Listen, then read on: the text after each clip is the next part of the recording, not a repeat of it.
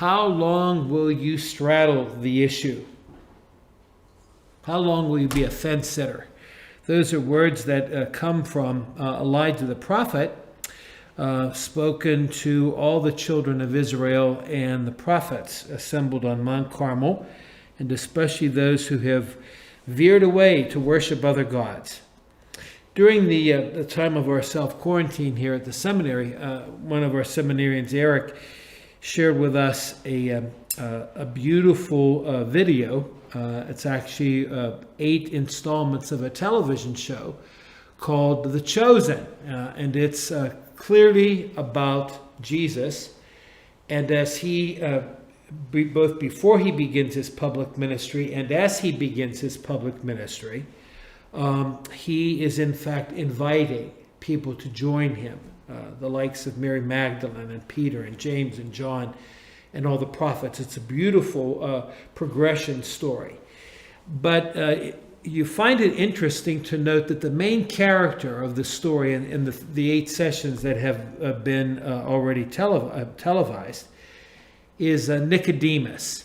You know, Nicodemus, whom we find in the 3rd chapter of John's Gospel.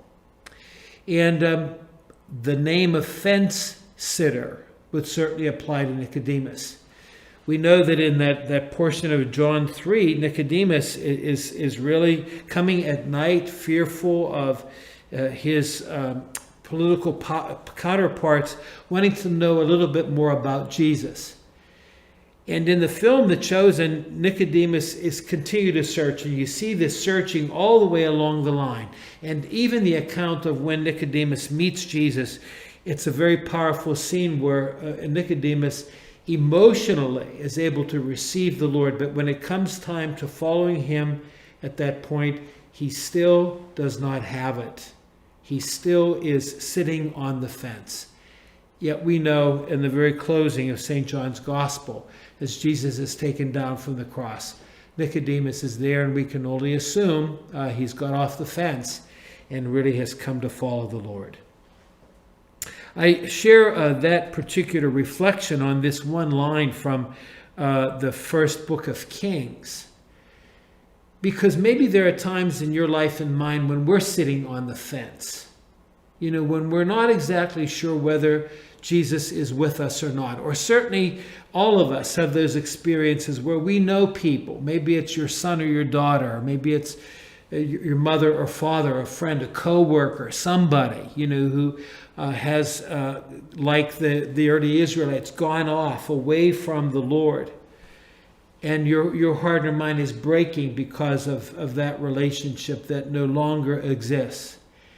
And it seems to me that, you know, whether there be those moments in our lives when we wonder whether or not God is with us, especially when we face illness or somebody that we love is ill, or when we see some of the ugly things that are going on in the world around us where such hatred is so visible and palpable, we may wonder, is God not listening? Or why is God punishing me? Those words that come out of our mouths. And I think when we say those words, we need to be reassured that God is always with us.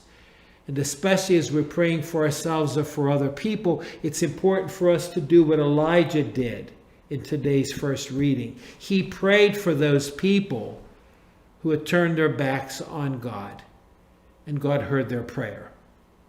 We remember perhaps the most powerful intercessor in that regard was St. Monica, the mother of Augustine, who prayed that her son, who had turned to pagan ways, would come to know the Lord and love him. And we know the result of that story.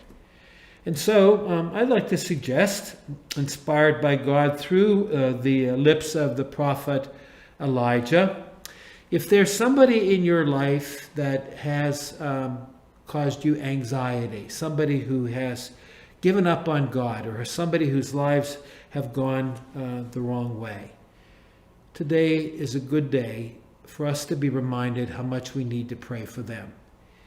And if there are certain situations in our lives when we're facing the same kinds of doubts, wondering where is God in the face of the struggles that we have, likewise, it's important for us to get off the fence and to speak to God for the help that we need. And we can be sure of this much: God hears every prayer. He heard Elijah's prayer, and he will in fact hear ours as well.